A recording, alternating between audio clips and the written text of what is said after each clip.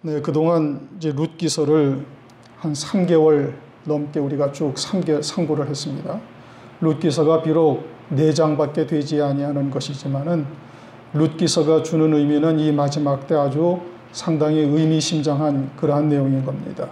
이제 그리스도의 신부로 세우시는 역사를 룻기서를 통해서 우리에게 말씀해 주고 계시는 것이고, 그리스도의 신부가 되기 위해서는 보리 추수 때 유대 땅 베들레헴에 이르러야 되는 겁니다. 그래야만 그리스도의 신부 어린 양의 아내로 세워질 수가 있다. 그래 보리 추수 때에 유대 베들레헴에 이르러야만 되는 것이고, 베들레헴이라는 것이 떡집을 의미하는 것인데, 다른 말로 얘기하면은 말세에 재림하실 그리스도를 맞이할 말씀의 떡집에 이르러야만 그리스도의 신부에 세워질 수가 있는 것이고, 그들을 주님께서는 이제 떨어진 이삭에서부터 시작해서 이제 소년들의 그릇에서 물을 먹게 하심으로 이제 그와 같은 신부의 신앙에까지 이르게 하는 역사가 이제 룻기서에 있는 거예요. 룻기서가 그리스도의 신부로 세우시는 역사를 쭉 기록을 해 놓으신 거다, 이 뜻인 겁니다. 그러면 그리스도의 신부로 쭉 세우신 그 룻기서의 1장 1절이 뭐라고 말씀하고 있는 거니? 룻기서를 다시 한번 보세요. 룻기서 1장 1절을 딱 보시면은 1장 1절에 뭐라고 말씀하고 있는 거 아니? 사사들이 치리하던 때에 그 땅에 흉년이 드니라. 그렇게 시작을 합니다. 그렇죠? 룻기서의 배경이 어디예요? 어느 시대예요? 사사들이 치리하던 때다, 이 뜻인 겁니다. 그럼 룻기서가 뭘 말씀하시는데? 룻기서는 그리스도의 신부로 세우시는 역사를 말씀하고 있는 것이고, 그리스도의 신부로 세우시는 그와 같은 때가 영적으로 사사들이 치리하던 때와 똑같다, 이 뜻인 겁니다. 이 말씀이 무엇을 의미하는 거 아니?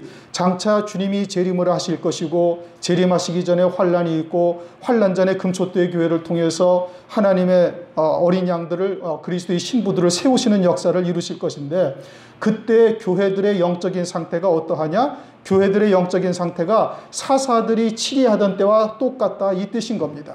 이 상황은 계속해서 반복되고 있는 거예요. 노아의 때에도 그러하였고, 노아의 때가 마지막 때 인자의 재림의 때와 같다고 말씀하고 있죠.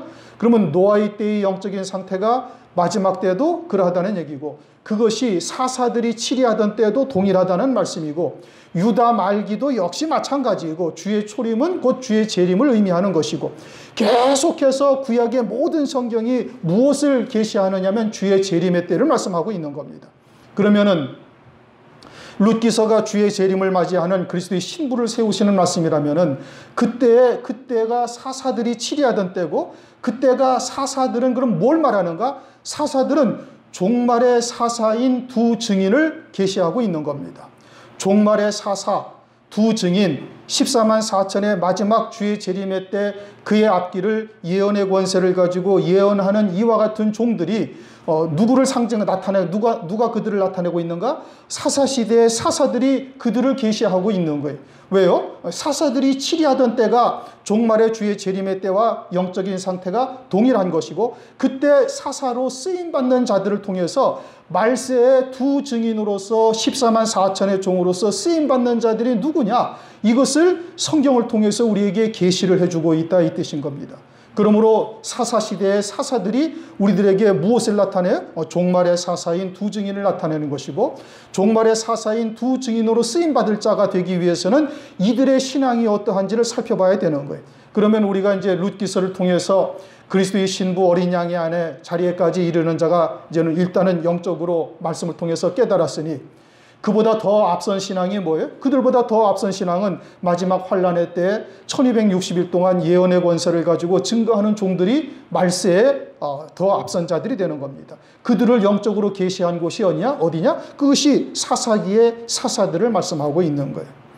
이제 사사들의 여호수아가 사사기를 보면 이제 여호수아가 죽고 난 다음에 운니엘, 에톳이라는 사사가 이 앞에 등장을 합니다. 그런데 이제 그들에 대해서는 아주 짧게 이제 말씀이 되어져 있고, 사사기의 중점 인물은 누구냐? 기드온과 삼손인 겁니다.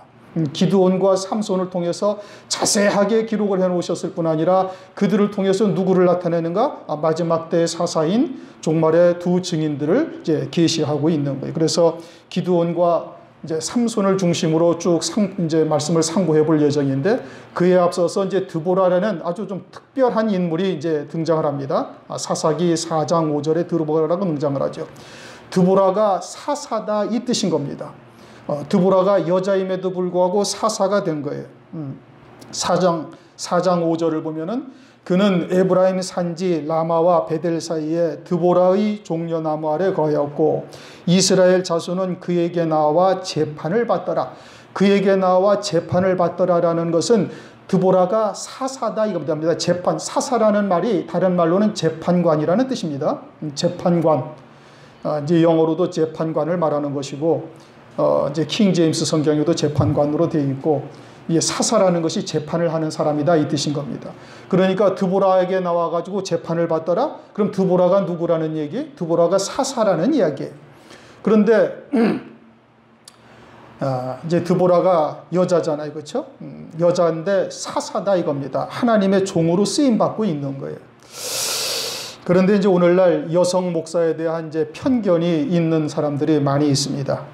성경에서 여자는 우선 이제 잠깐 그거를 먼저 좀 참고를 해봐야 되겠는데, 고린도전서 14장을 한번 보시겠습니다.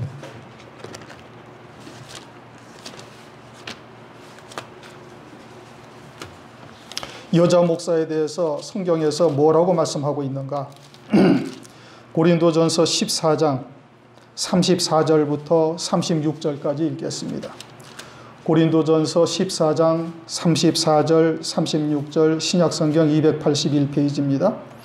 모든 성도의 교회에서 함과 같이 여자는 교회에서 잠잠하라.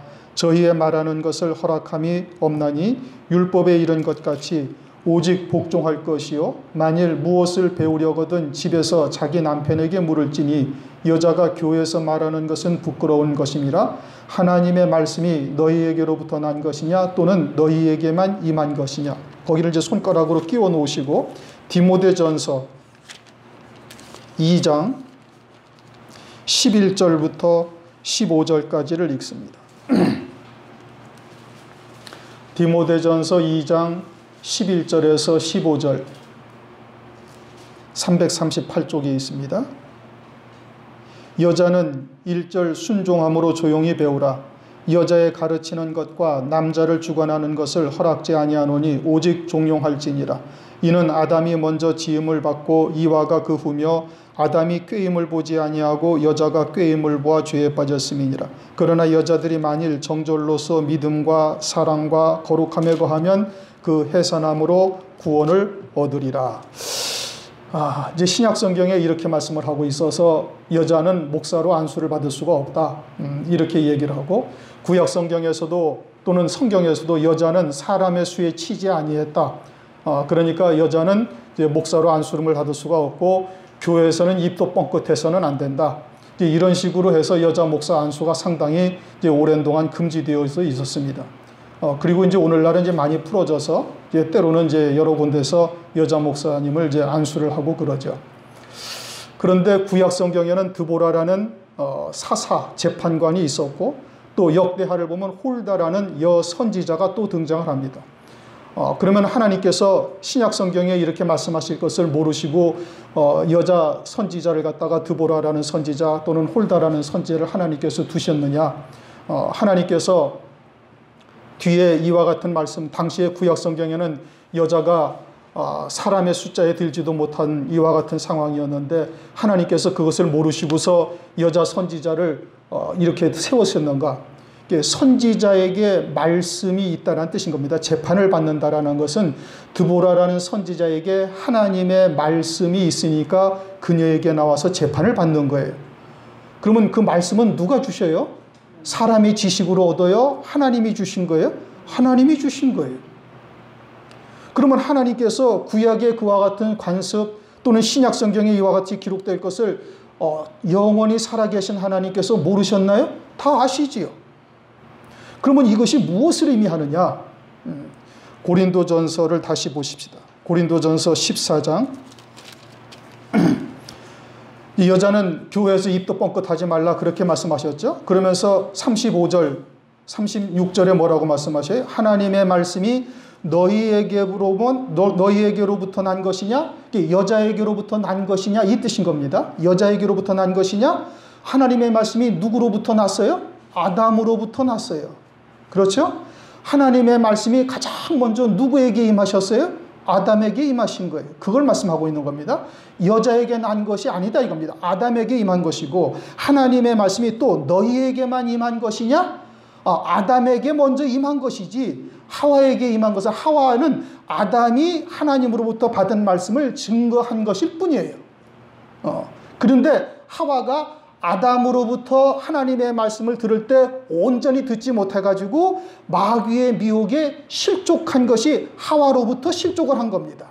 아담이 실족을 한 것이 아니라. 그래서 디모데전서 이제 그 말씀이 이어지는 겁니다. 디모데전서 2장으로 가셔서 보시면은, 그래서 왜 여자는 교회에서 가르치지 말아야 되느냐? 그것은 아담이 꾀임을 보지 아니하고, 조금 전에 읽었죠. 디모데전서 2장 14절. 아담이 꾀임을 보지 아니하고 여자가 꾀임에 보아 죄에 빠졌습니다. 왜 여자가 죄에 빠졌느냐? 하나님의 말씀의 정확한 뜻을 깨닫고 있지 못했던 거예요. 이 선악을 알게 하는 나무의 과실을 먹으면 정령 죽으리라 그랬는데 하와가 그것을 정확하게 깨닫고 있지를 못했던 거예요. 하나님께서는 아담에게 분명히 그렇게 말씀하셨고 아담도 그렇게 전해줬는데 하와가 그것을 온전히 깨닫고 있지를 못해가지고 마귀의 미혹의 말에 그냥 홀가닥 넘어가서 선악을 알게 하는 선악과를 따먹은 죄를 하와가 먼저 받은 것이다 이겁니다. 하와가 먼저 그 죄를 범했기 때문에 그러는 거예요. 그러면 하와가 죄를 범했다고 모든 여성이 그 죄의 값을 차지해야 되는 것이냐? 구약의 여성은 뭘 나타내냐면 아버지의 유업을 잊지 못하는 자인 것을 나타내는 겁니다. 구약에서는 아들만이 아버지의 유업을 이을 수가 있었어요. 아들에게로 그 유업이 계속 이어지는 겁니다. 그런데 가나안 땅을 분배하신 것은 무엇을 위한 거예요?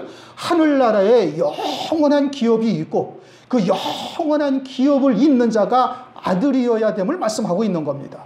남성이어야만 하나님의 나라의 유업을 잇는 것이 아니고 아들의 신앙의 자리에 있어야만 하나님의 나라의 유업을 잇는 자인 것을 말씀하고 있는 것이고, 아들의 신앙이라는 것은 무엇을 말하느냐? 그것은 하나님 아버지의 유업을, 모든 유업을 다 이어받을 수 있는 남자의 신앙인 것을 말하고 있는 거예요. 그래서 디모데전서 지금 다시 읽어보십시다. 이제 디모데전서.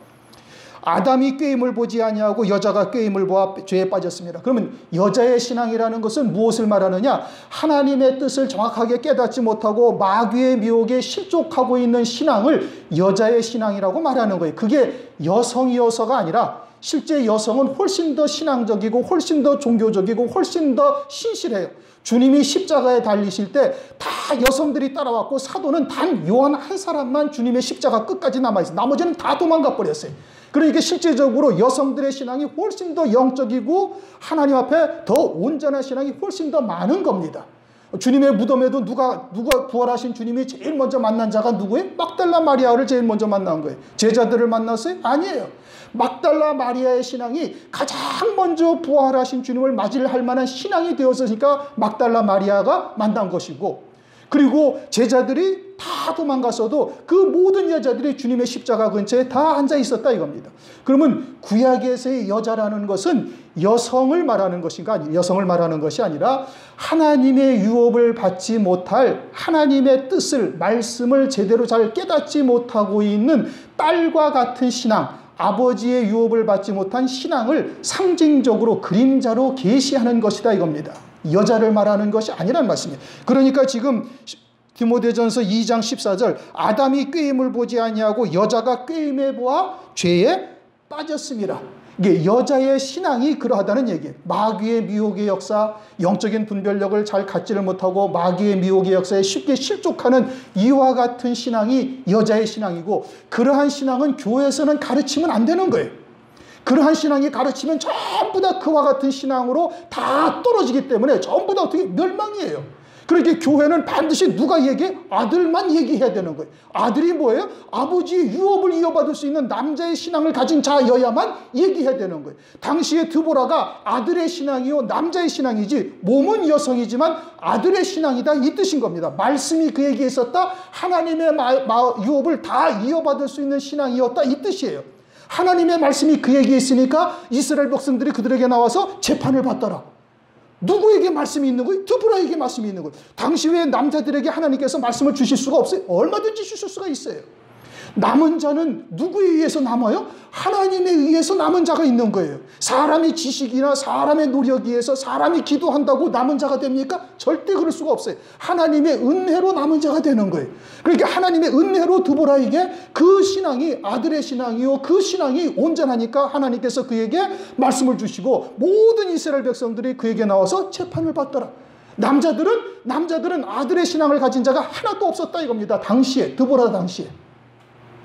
그러니 아들이라는 것이, 성경에서 말씀하시는 아들이라는 것이 그 아들을 말하는 것이 아니라는 말씀입니다. 그러니까 디모데전서 2장 15절 다시 읽어보십니다. 디모데전서 2장 15절. 그러나 여자들이 만일 정절로서 믿음과 사랑과 거룩함이 거하면 그러면 어떻게 된다? 그 해산함으로 구원을 얻는다. 아니 그럼 남자는 가만히 있어도 다 구원을 얻는 거, 여자들은 그냥 사랑과 거룩함과 또는 신앙의 믿음의 정절을 지키고 그래야만 여자는 구원에 이른다? 그게 아니라니까. 그럼 남자는 가만히 있어도 구원받고 여자들은 막 정절을 지켜야 되고 또는 막 믿음에 거해야 되고 사랑에 거해야 되고 거룩함에 거해야 된다? 그래야 구원에 이른다? 그거는 말이 아닌 것이죠. 여자의 신앙은 왜? 하나님의 뜻이 무엇인지 잘 깨닫지 못하는 자들은 남자에게 가르침을 받아야 될 것이고, 그리고 어떻게 된다? 신앙의 정절을 지키고 사랑을 지키고 거룩함에 거하게 되어지면은 해산하는 고통과 같은 그 고통을 수반함으로써 겨우 구원에 이른다, 이 뜻인 겁니다. 갈라디아서를 한번 보십시다. 갈라디아서 3장 28절.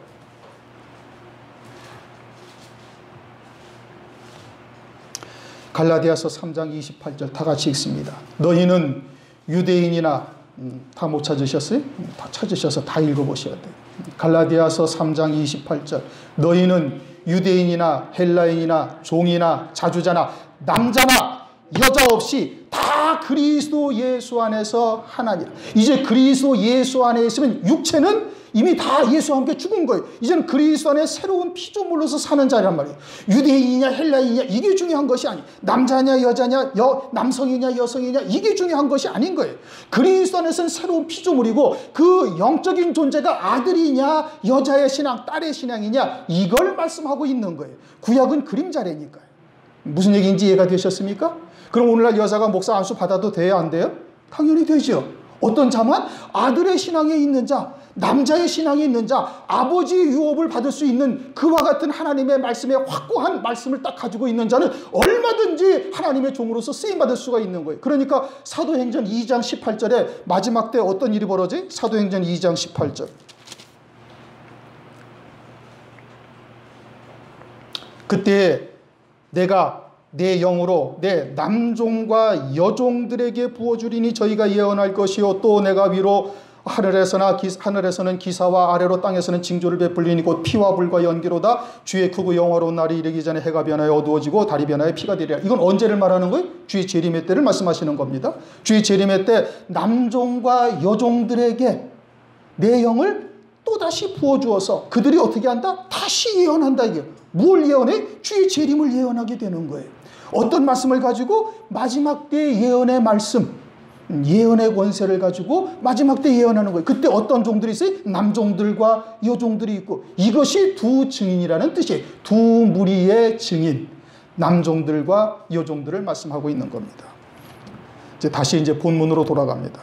이제 서론이 너무 길어가지고 오늘 다 끝날지 모르겠네요. 자, 이제 사사기 4장 5절. 하나님께서 장차 이와 같은 말씀이 무엇을 의미하는지를 모르시고 여자들은 교회에서 입도 뻥끗하지 말고 집에서 남편에게 가르침을 받아라는 것이, 이것이 남성과 여성을 말하는 것이 아니란 말씀이에요. 그러니까 드보라에게 하나님께서 말씀을 주셔가지고 그에게 재판관이 되게 하셨다, 사사가 되게 하셨다, 이 뜻인 겁니다.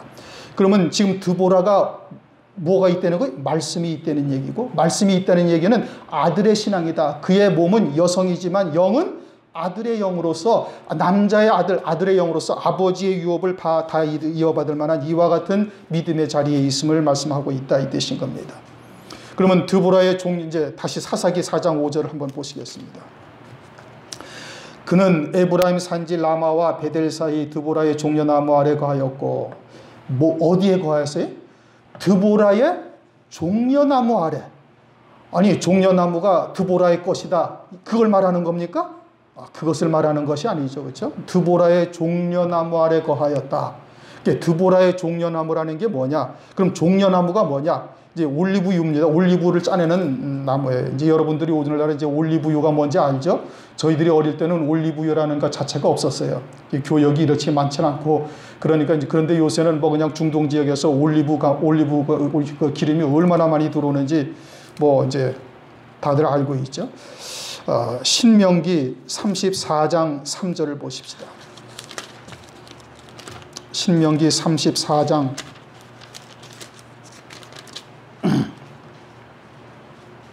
3절을 보시면은 뭐라고 말씀하고 있는 거 아니? 남방과 종려의 성읍 여리고 골짜기라고 말씀하고 있어요. 그렇죠? 여리고 성이 무슨 성읍이라고요? 종려의 성읍이다, 이 뜻인 겁니다.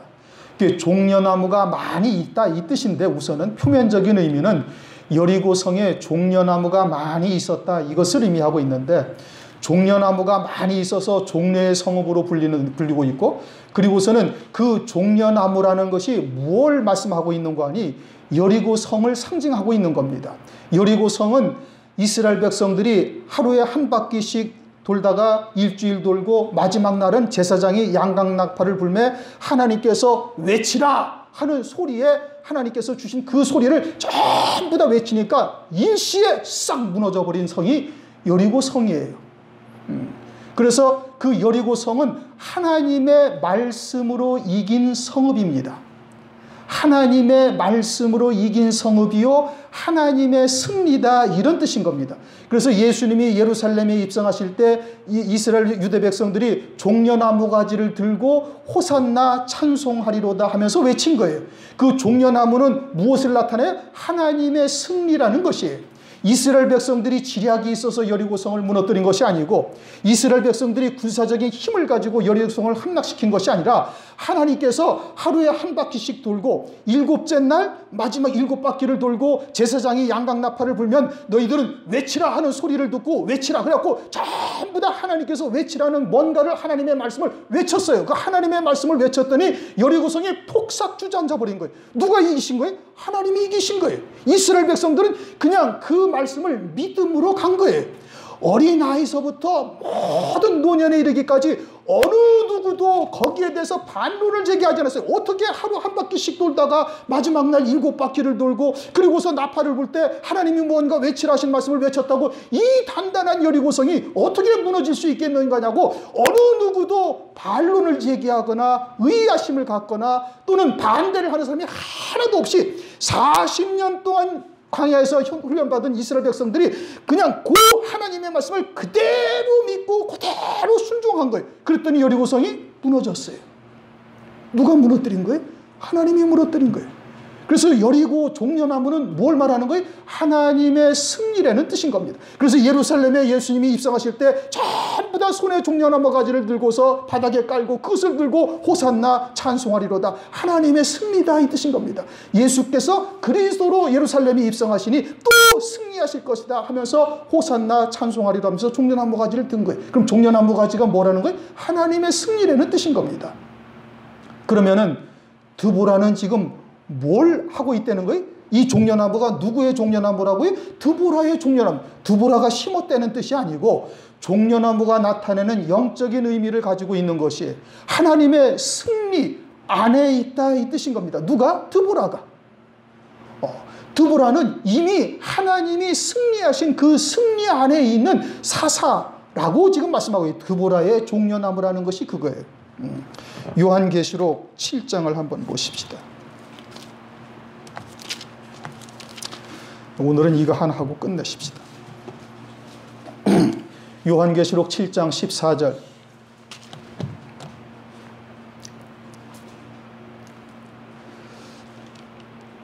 요한계시록 7장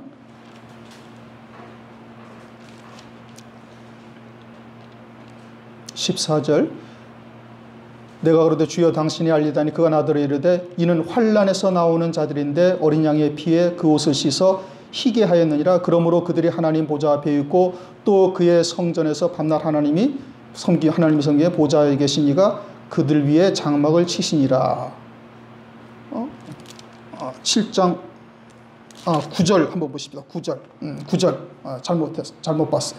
이 일 후에 내가 보니 각 나라와 백성과 족속과 백성과 방언에서 아무라도 능히 셀 수 없는 큰 무리가 흰 옷을 입고 손에 종려 가지를 들고 보좌 앞과 어린 양 앞에 서서 흰 옷을 입은 자들은 순교한 자들이죠. 순교한 자들이 손에 뭘 들고 있어요? 종려나무 가지를 들고 있는 거예요. 종려나무 가지를 들었는데 이들이 어떻게 나왔다고? 이제 14절 큰 환난에서 나오는 자들인데 어린 양의 피에 그 옷을 씻어 희게 했다. 그리고 환난 날에 어떻게 했다는 거예요? 순교했다는 얘기예요. 어린 양이 걸어가신 그 길을 그대로 그들을 또 쫓아가서 순교했다 이겁니다. 그런데 그들이 손에 뭘 들고 있어요? 종려나무 가지를 딱 들고 있는 거예요. 그러면 자기의 의지, 자기의 믿음으로 환난 날에 순교해서 이와 같은 흰 옷을 입은 영광된 자리에 서 있다는 뜻이에요? 아니면 하나님이 승리하게 하셔서 내가 이와 같은 영광을 입는 것은 하나님의 승리라는 뜻이에요. 후자죠, 그렇죠? 우리가 주를 위해서 순교할 수 있는 것이 아니고 주님이 우리를 순교케 하심으로 순교하는 거예요. 다니엘서를 우리가 상고했듯이 강물 위에 흰 세마포를 입은 자가 강 저편에 있는 자를 강 이편으로 옮기시는 일을 강물 위에 흰 세마포 입으신 주님께서 하시는 겁니다. 주님께서 말씀을 통해서 깨닫게 하시고 환난을 통해서 이루실 구원이 무엇인지 알게 하시고 그리고서는 환난을 통해서 이루실 그 구원받은 자가 이 영광이 무엇인지를 깨닫게 하셔서 그 영광의 힘에 우리가 이기게 하시는 거예요. 그러니까 이 구원이 누구의 은혜라는 거예요? 하나님의 은혜다. 그래서 종려나무 가지를 들고 있다 이겁니다. 그럼 드보라의 종려나무 아래에 있다라는 것은 드보라가 이미 하나님의 말씀을 해내 그와 같은 믿음의 승리를 하고 있다 이 뜻인 겁니다. 그럼 마지막 때 이와 같은 승리를 할 수 있는 자들은 어떠한 말씀이 있어야 되는 거예요?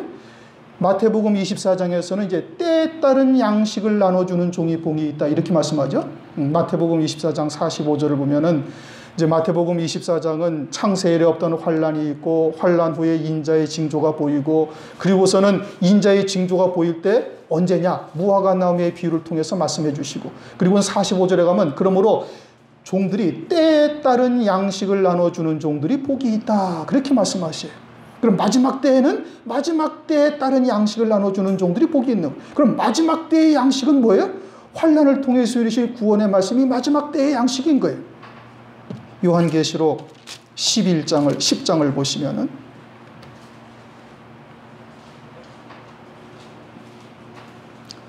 요한계시록 10장 10절 11절을 보십시다. 요한계시록 10장은 이제 천사가 펴놓인 작은 책을 손에 들고 사도 요한에게 나타나서 이 책을 갖다 먹어버리라. 그래서 이제 사도 요한이 그것을 갖다 먹습니다. 10절 내가 천사의 손에서 작은 책을 갖다 먹어버리니 내 입에는 꿀같이 다나 먹은 후에 내 배에서 쓰게 되더라. 저가 내게 말하기를 네가 많은 백성과 나라와 방언과 임금에게 다시 예언하여야 하리라. 그리고서는 사도 요한이 예언했어요? 아니요. 이제 환난 날에 누가 예언을 해요? 이제 11장에 두 증인이 등장을 하면서 그들이 1260일 동안 예언의 권세를 가지고 예언하는 거예요. 그러면 1260일 동안 마지막 때 두 증인이 예언의 권세를 가지고 예언할 자들은 반드시 먹어야 할 말씀이 뭐예요? 이 펴놓인 작은 책인 거예요. 그럼 펴놓인 작은 책이 뭐예요? 요한계시록의 말씀인 거예요. 이것이 봉함되었던 말씀이 마지막 때는 펴놓인 작은 책이 되어져서 때가 이름에 감추인 것이 드러나지 아니할 것이 없고 숨겨진 것이 나타나지 아니할 것이 없다. 반드시 다 드러나게 하신다는 거예요. 그래서 오늘날 우리가 요한계시록을 이미 이제 금요일날 이미 상고를 하고 있어요. 이미 드러났단 말씀이에요. 그러면은 그것은 무엇을 의미하는 거예요? 이제 요한계시록의 말씀대로 하나님이 이루어 가실 구원의 세계가 곧 펼쳐질 때가 되어졌으니 그때 예언의 권세를 가지고 예언할 종들은 이 말씀을 먹고 그 말씀이 네 입에서는 꿀같이 달고 배에서는 쓰게 되지만 그러나 그 말씀을 먹고 예언할 종들은 예언할 수 있게 하나님께서 하신다는 말씀이에요. 마지막 때의 종들은 사도행전 2장 18절에 뭐라고 해요? 다시 예언하여야 하리라.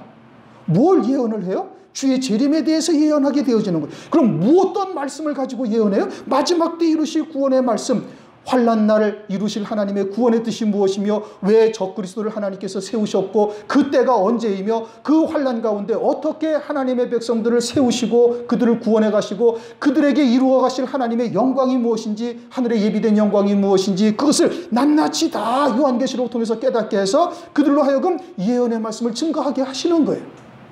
그 말씀이 있는 자, 드보라의 종려나무는 그 말씀이 내 안에 생명이 되어져서 하나님의 나라가 이루어진 자다, 이 뜻인 겁니다. 말씀을 지식으로 알아서 되는 것이 아니고 그 말씀이 내게 생명이 되어져서 그 말씀이 내 안에서 이루어진 자가 되어야 되는 거예요. 하나님의 나라는, 하나님의 나라도 영원한 하나님의 나라고, 장소 천국도 영원한 하나님의 나라고, 그리스도를 믿는 우리들에게 성령이 내주하셔서 이루어지는 이 심령천국도 영원한 하나님의 나라인 거예요. 그리고 이 심령천국, 영원한 하나님의 나라는 내가 육신의 장막을 벗게 되어지면 내 안에 이루어진 하나님의 나라 그대로 누리는 거예요. 나는 하늘나라에서 어떤 영광을 누릴지 모른다. 그건 바보 같은 소리인 겁니다. 그는 하나님의 나라가 하나도 보이지 아니하는 것이고 천당 가기 위해서 신앙생활하는 자들인 거예요. 우리는 이미 하늘나라에 안친 바 되었단 말이에요.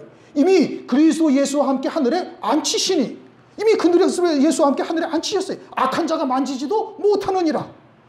하나님께서는 이미 하늘에 앉힌 바가 되어져 있고 하늘에 예비된 영광이 무엇인지를 우리에게 다 알게 하셨단 말씀이죠. 무엇을 통해서? 말씀을 통해서. 그래서 그 하늘에 예비된 영광을 지금 내가 누리는 자 되어져야 그 말씀이 내게 생명이 된 것이고 그 나라가 내게 이루어진 것이고, 그렇게 되어지면 육신의 장막을 하나님께서 벗게 하셔서 그 누려진 이 땅에서 누렸던 하나님의 나라를 그대로 하늘나라에서 딱 누리게 하시는 거예요.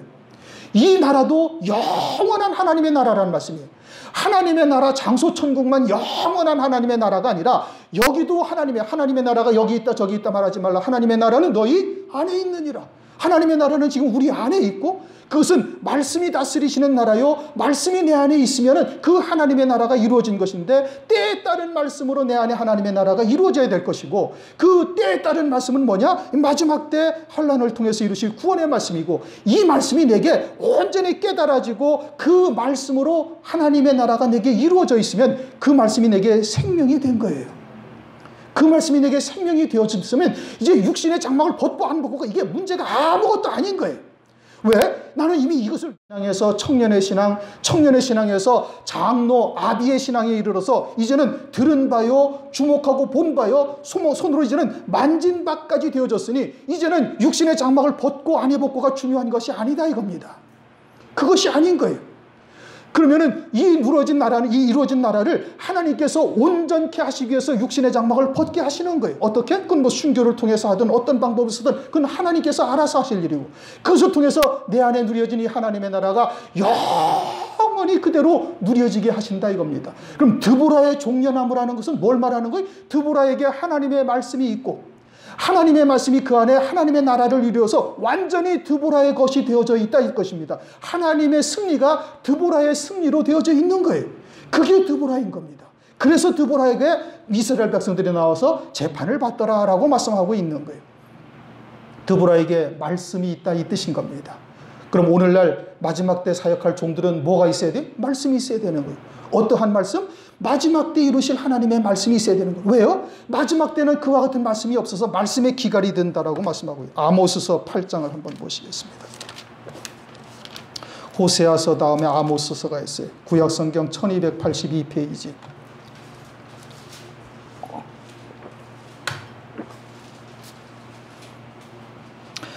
자, 아모스서 8장은 언제를 말하고 있는 거 아니? 마지막 때를 말하고 있는 겁니다. 구약 성경이지만 왜냐? 8장 1절 2절을 한번 먼저 읽어보십시다. 8장 1절 2절 아모스서 8장 1절 2절 주 여호와께서 또 내게 여름실과 한 광주리를 보이시며 가라사대 아모스야 네가 무엇을 보느냐? 내가 가로되 여름실과 한 광주리이다 하매 여호와께서 내게 이르시되 내 백성 이스라엘의 끝이 이르렀은즉 내가 다시는 저를 용서치 아니하리라. 그러면 이 여름이라는 것은 지난번에도 말씀드린 것처럼 해마다 계절의 여름을 말씀하고 있는 것이 아닙니다. 어떤 여름을 말하는 거예요? 마태복음 24장의 무화과 나무의 여름을 말하는 거예요. 무화과 나무에 여름이 오면 내 백성, 이스라엘 백성들, 혈통적 유대인이나 영적 유대인이나 모든 하나님의 백성들의 끝이 이르렀다라는 뜻인 겁니다. 그러면 아모스서 8장은 어디에 대한 예언이? 종말에 대한 예언이. 그때 어떠한 일이 있는가 쭉 말씀하시면서 11절, 아모스 8장 11절 읽겠습니다. 주 여호와께서 가라사대 보라 날이 이를지라 내가 기근을 땅에 보내리니 양식이 없어 주림이 아니며 물이 없어 가람이 아니요 여호와의 말씀을 듣지 못한 기갈이라 사람이 이 바다에서 저 바다까지 북에서 동까지 비틀거리며 여호와의 말씀을 구하려고 달려 왕래하되 얻지 못하리니. 마지막 때에 구원의 말씀을 얻지 못한다 이겁니다. 환난을 통해서 이루실 구원의 말씀을 깨닫지 못하고 얻지 못해서 듣지 못해서 결국은 멸망하게 되는 말씀의 기갈 상태가 이르게 되어진다. 그런데 오늘날 말씀이 얼마나 풍부해요. TV 들으면 하루 종일 설교 방송 나오죠. 여러분 서점에 가보세요. 막 몇 톤 트럭으로 하루 종일 실어내도 못 실어낼 만큼 책들이, 설교책들이 얼마나 많이 있는지 모릅니다. 그런데 성경은 뭐라고 말씀하세요? 말씀에 기갈이 든다 이겁니다. 양식이 없어 주림도 아니요 물이 없어 가람도 아니요 하나님의 말씀을 듣지 못한 기갈이라. 어떤 말씀? 때에 따른 말씀. 환난을 통해서 이루실 하나님의 말씀. 그것을 듣지 못해가지고 어떻게 말씀에 기갈이 들어서 전부 다 짐승표를 받을 수밖에 없는 상황이 되는 거예요. 그러나 멸망의 자식들만 멸망한다고 성경은 말씀하고 있어요. 멸망의 자식들만 멸망하는 거예요. 주님이 이 땅에 초림을 하셔가지고 유대인들이 하나님의 백성이 아니에요? 하나님의 백성이에요.